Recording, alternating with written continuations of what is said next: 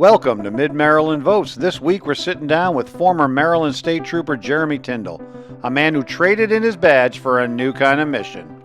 Through his Operation Mayday 13, Jeremy is answering the call for first responders, veterans, and others in crisis when they need it the most.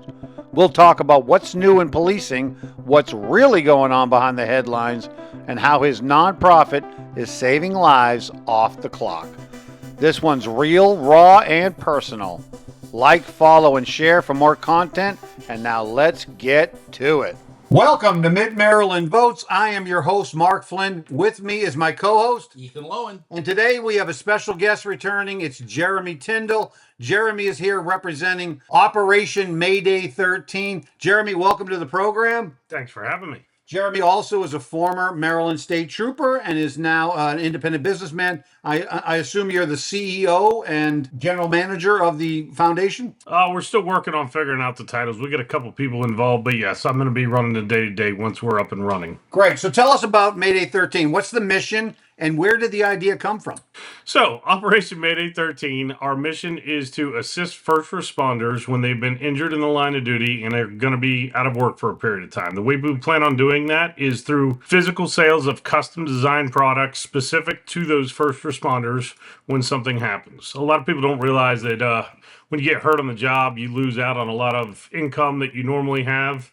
Overtime, shift differentials, sometimes depending on how long you're going to be out of work, you actually only get a percentage of your normal pay on top of that. So our goal is when somebody does get hurt, we want to be able to provide direct financial assistance to those first responders. Right. Is this going to be for just police officers, first responders, or all first responders in general? No, it's going to be all first responders in general, whether they're EMT, firefighters, police officers. We are looking to support them when they're going to be out of work because of a work-related injury. So what kind of support services does Mayday 13 offer? Right now, our only intended offering is going to be, and I should add, we are not yet 501c3 approved, so we can't offer any of these services yet. But once the paperwork and all the red tape is handled, we initially want to start out doing direct financial assistance. The way this kind of got started is we had an officer injured locally. I'm not going to go into his story or his name because I haven't asked him permission to go into that yet here. When he got hurt, we created a custom designed t-shirt specific to him.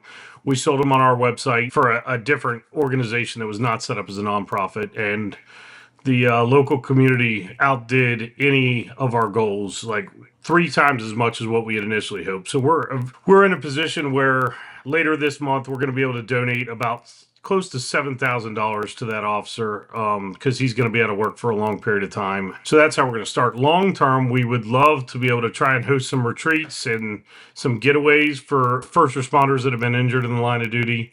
And sometimes maybe we'll have family involved in that. Sometimes it might just be the first responders, but we want to offer just a place to go decompress and some counseling services and all that kind of stuff. But that's further down the road once we get up and running. And that's a fantastic program that you're describing. I mean, I believe the officer that you're talking about was a Hagerstown Police Department officer who answered a domestic violence call, and in the process of dealing with the perpetrator in that instance, he was shot and underwent a number of surgeries. And like you said, it's going to be a while before he's back on the job. So, and when something like that happens, there's got to be a number of things that are occurring, both individually to the first responder, the police officer. That's a traumatic experience, having to go through that. But then also the family who lives with the fear that could happen any day, and then that is the day where something occurs. And to be able to have the community come together and help them, it's got to be tremendously helpful for the morale of everyone.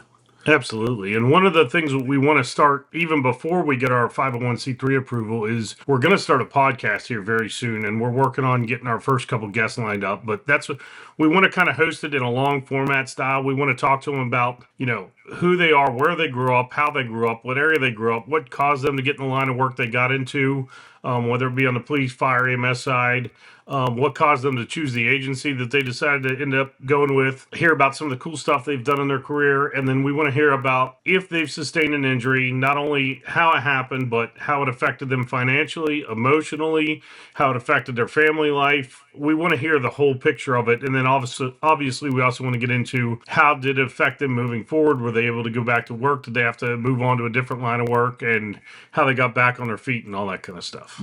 And very important. I mean, if you think about it, just when I was a kid, police officers, firefighters, people came up to them all the time and was like, wow, as children. I mean, I remember this. And that is a ton of support from the community. But as the years have gone by, particularly over the last 10, 15 years, there has been a switch. Whether it's with police officers, and the fact that they've been, quote unquote, given a bad rap in certain circles, and the result has been that those communities where that occurred, the crime, the suffering of individuals, the community has skyrocketed.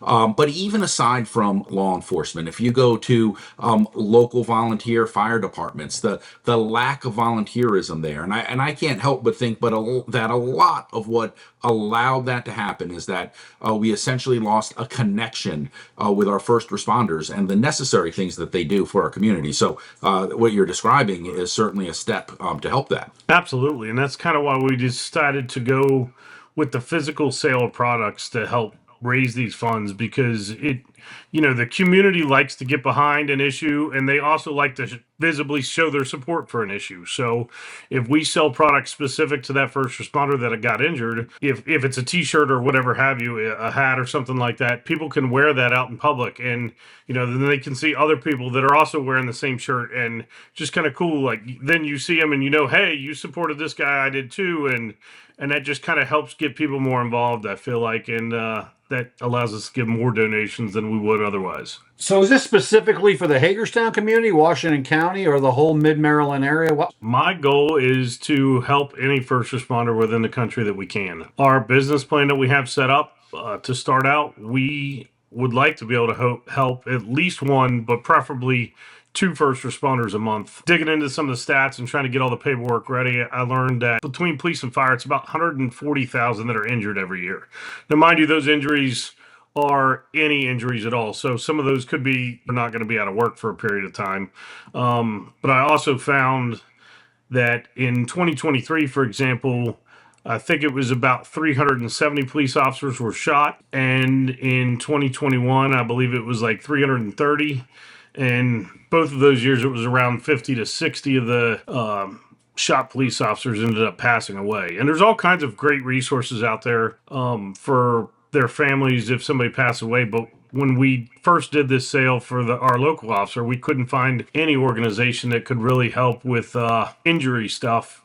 And if the ones that we could find, because of the way their bylaws are written, they only help a specific agency or just their criteria, it wouldn't work for what we were trying to do. So that's kind of what made us want to start our own. So do you find that any former officers are more likely to open up to you for this Mayday 13? I mean, being the fact that you are a former officer yourself?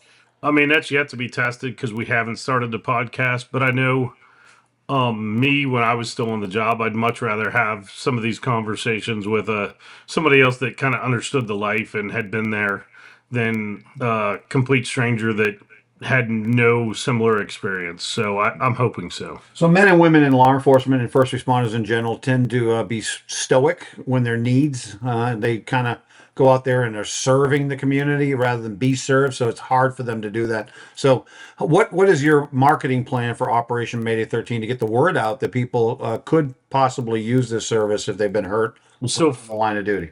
For now, because we're still waiting on our status, we're not doing a ton. The only thing that we want to start right now as far as marketing goes is we do have a Facebook page. It's Operation Mayday 13, and we want to start that podcast. I've got some really great guests lined up, and I'm excited to get that going. And as we continue, we want to do those podcasts probably weekly, and we want to do it with officers and firefighters and paramedics from all over the country if they're willing to talk to us. But I feel like that's going to help the word get out, because if we talk to somebody here locally where we live today, that'll get us a certain audience. But then if we talk to an officer next week in California, people in California might start hearing about it. If we're doing these conversations with first responders from all over the country, I think it'll help us grow. And that the podcast is our main marketing goal as of right now. That's wonderful. I noticed that your T-shirt is really kind of cool. I would definitely love one. It's big, sexy size. You got one of those, send one my way. I'll give you a donation myself. Now, can you explain the Operation Mayday 13, what it means? Some people not in our law enforcement community might not get the code. Yeah, so Mayday is kind of the universal term in the fire EMS world for firefighter down or EMS down or something like that. 13 is more specific to Maryland. There's not like a national code for that other than maybe officer down or something, which that's already been taken. But Signal 13 here in Maryland, it's a distress call for police officers, and it means it doesn't matter what you got going, come quick because things are not good.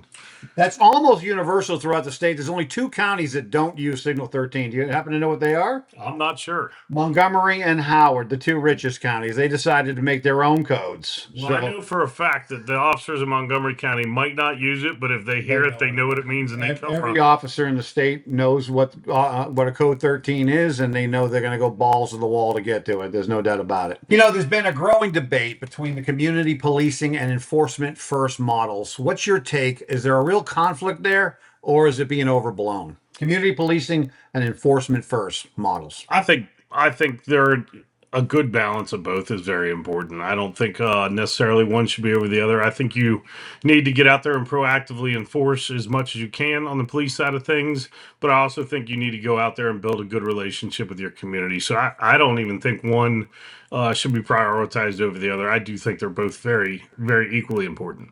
I think lately it's been getting a little better, but recruiting for new officers for departments is at an all-time low across the country. Is the job still appealing to young people? And if not, how do we make it appealing to them? I think the job's definitely still appealing to young people. The new people coming in do not realize how different it is. I think the hardest thing in this day and age is the people that have been around for a while have had to change the way they do things so much over the last several years that the newer people coming in don't quite get the same hands-on guidance from some of the guys that have been around a little bit longer, just because they've seen so much change and they're kind of afraid to do anything. But I do feel like the new people coming in are still great officers, and they want to do right, and they're going to try and do their best every day. It seems like with this administration, the pendulum is starting to swing back the other side, where proactive policing is encouraged, and it seems like recruiting is going up a little bit. So that's always a good thing. And as you said, mentoring and the on-the-job training program for police departments is vital to get these people up and running. Were you yourself an OJT? When I got to the point in my career where I could have done that, I decided to go the other way, and I became a supervisor instead. So I kind of, oversaw some of the field training of some of the troopers that were coming on, but I'd never directly trained people except for here and there a day or two. And that issue of proactive policing versus community policing, the amount of violent crime, particularly over the last 10, 12 years, has absolutely increased. And a lot of it has to do with the fact that proactive policing has been discouraged, and studies have been done showing that just the number of traffic stops have gone down. And I've heard many police officers say that is vital to keep crime low, and that loss has played a role in the increase in crime. Can you explain what proactive policing means? Well, there's reactive policing, which is you get a call for something, and that means that some crime has already happened or maybe in progress still, but usually by the time you get there, even if it's only a couple minutes, somebody has already fled the scene or gone. And then proactive policing is kind of what goes on in a lot of gang units and some kind of different types of investigative units where they're going out and trying to find crime in progress. There's kind of got to be a balance. You always got to have people available to respond to emergencies, but you also want to try and curb some crimes before they occur. And so you got to have a little bit of both going on.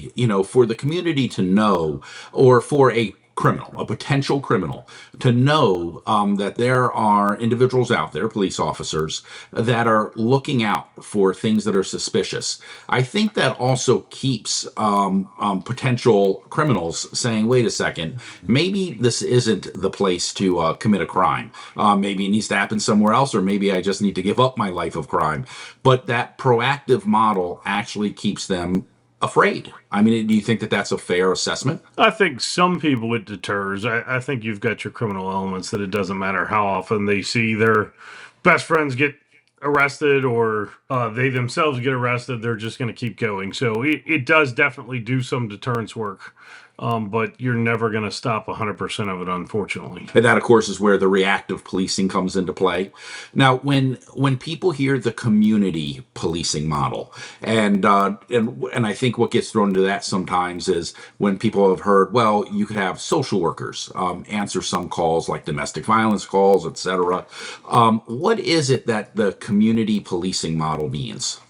The community policing model is mostly built around having officers kind of engage in their community, what's going on. I mean, you have your normal uniformed officers will go out and start what they call an incident for community policing, and it might be something where they see a bunch of kids out playing basketball or something, and they get out and talk to the kids and they get more familiar. You'll see some examples online of officers, they got like a whole snack shack in the back of their police car, and they stop out and hand out snacks to the kids and just talk to them. But it gets people more comfortable with talking to police officers because a lot of times, especially in some different communities, it's intimidating. Nobody really, no matter what community you're from, nobody wants to talk to the cops. Generally, that means you're having a bad day in one way or another, whether it's an accident or a traffic stop or something like that. So it's just to try and help break down the barriers, and that way, maybe if a crime does occur and it's a face that shows up to talk to you or interview you or something like that, you're a little more familiar with them, maybe a little more comfortable talking to them. And that sounds fantastic. And I think very reasonable people would hear that description of community policing and say, wow, that's a great idea. There should be more of that. And as a matter of fact, there is an incident that occurred in Hagerstown just a few weeks ago where some teenagers were actually shot on a sidewalk. And locals that I've spoken to have said that what it was essentially two gangs. One gang that revolves around one area of downtown and another gang that revolves around another area of downtown. And the one of the areas gets more community policing. What I would point out is that in Hagerstown, the crime in Hagerstown has gone up and up and up. And despite community policing being around for years, it doesn't seem to have dropped the rate or the trajectory of the increased crime. What is it about community policing that seems to not work, despite the fact that I think reasonable people would think, yeah, that should work? I will just say sometimes you go into a neighborhood with great intentions of conducting, improving relationships with that neighborhood and all that, and they don't even want to hear it. I remember one time in my career, I went into a neighborhood where this neighborhood actually owned the street. That neighborhood was not friendly to us at all, and we would try and get out and just chat with people and talk to people, and they would immediately tell us to leave, and they didn't want us there, and they didn't care why, and that's their private property, so we would oblige them and go. But some neighborhoods, some communities just don't want to be involved in that, and so it's hard to build those bridges. Yeah, I think the community policing is successful in some places. Frederick City definitely is proactive with community policing, and they've seen a drop in crime, violent crime now for two years in a row. Whereas Hagerstown now, you're 60 times more likely to be the victim of a violent crime in Hagerstown than you are in Frederick City. So there are some community aspects. One of the community policing is simple as getting out of your car. I mean, most programs are stressed for officers to get out of their car, do some community checks, do some community cards, walk around, talk to people. Bike patrols are also considered part of community policing. So it's not just barbecues and chips. It's also active policing where you can get out of the car, get into your community and start meeting people. And I think that most police officers, they enjoy community policing and they really actively pursue it when it's a policy and a procedure encouraged by their department. Jeremy, do you find that today's police departments are more encouraging to their officers to be proactive in policing, or are they kind of, playing it safe? The area of the state that I used to work in, I know police officers are far less likely to be proactive just because they feel like the agencies they work for, or even the state or prosecutors or all that, are looking to get them. I'm not saying that that's true or false or anything, but that perception is there, and that kind of affects how proactive some police officers are. Under previous administrations, police officers were overly scrutinized. They were overly criticized. They were overly, Monday morning quarterbacked for uses of force and other things, and to the detriment of their safety. A lot of times they wouldn't take the shot when they could have because they were worried about the ramifications of shooting somebody, for instance, from another race and defending themselves in a justifiable manner, but having to face the court afterwards. So I think that the administrations are starting to change. I think that certainly the presidential administration is setting the tone for that. All right, so we would be remiss to not talk about some of the crime issues that are going on, countywide or in the Mid Maryland area. One we know of for sure, and this officer in Hagerstown was injured. It was a domestic disturbance call.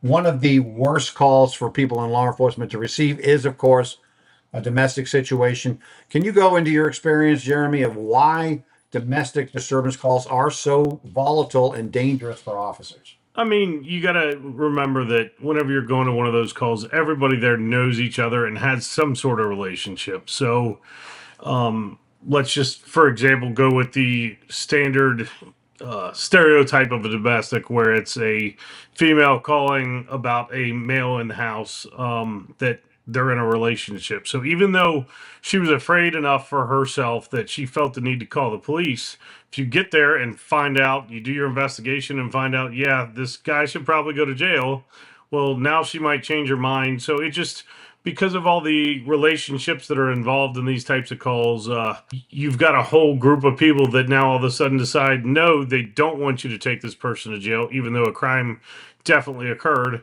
And so then they, even though they're the ones that called you, they're likely oftentimes to turn against you. There was another police officer that was shot just across state lines a few miles away in West Virginia. And as you pointed out, there's not thousands of police officers shot every year. It's hundreds. And yet two of them within essentially a month of each other here locally. And it just speaks to how intense those domestic calls can be, and there's obviously, it just speaks to the fact that there's quite a few things that police officers have to deal with on a daily basis. There is a legitimate fear that their parents have or their family, and as a result, for organizations like yours to come along to be able to attempt to lighten those burdens and those worries as much as possible, that is definitely a worthy cause. A lot of officers also lose their lives in traffic accidents related to their jobs as well, and get injured in traffic accidents as well. So, and I'm sure Operation Mayday 13 will be assisting those officers as well once you're up and running. Absolutely. We've come to the end of the program, so to speak. Jeremy, is there anything you'd like for people to know about Operation Mayday 13 in this future podcast that you're going to be doing? No, for now, I'm just hoping to get some attention onto our social media page. And that way, if you do want to get involved, you do want to help support these officers, once we're up and running, you can get on there and purchase items as they become available. Just want to learn more about the things that police officers go through every day. Get on our social media and follow for information about when our podcast starts, so you can hear all these stories and all kinds of different stuff. And I'm sure the stories that we're going to hear are going to be very exciting, especially for people that have not been in law enforcement or the firefighting world or anything like that before. Are you going to publish your podcast through the Operation Mayday 13 Facebook page? It will, and we'll probably also do a YouTube page and be available on all the audio platforms once we're up and running. Well, thank you very much for joining us, Jeremy. We appreciate your helping the community. You served the community in uniform. Now you're serving them out of uniform, but in a really, really cool T-shirt that I would like to get one of, big sexy size. Once they're up and running, I'll make sure you get the link. All right, I appreciate that. So this has been Mid-Maryland Votes. I'm your host, Mark Flynn. With me is my co-host, Ethan Lowen, and our very special guest, Jeremy Tyndall, here with Operation Mayday 13. Thank you for joining us. Please go ahead and check out Jeremy's podcast on his Facebook page, and future YouTube channel when you get a chance. And support our first responders. They deserve it, they need it, and they would appreciate it. A big thank you to Jeremy Tyndall for joining us today and sharing powerful insights from his time as a Maryland State Trooper and a U.S. Marine, and for the important work he's doing now through Operation Mayday 13. His information and perspective is something you only get from someone who's been there. If you believe in conversations like this, and if you enjoyed it, make sure you like, follow, and share for more content just like this. We'll see you on the next episode of Mid-Maryland Votes.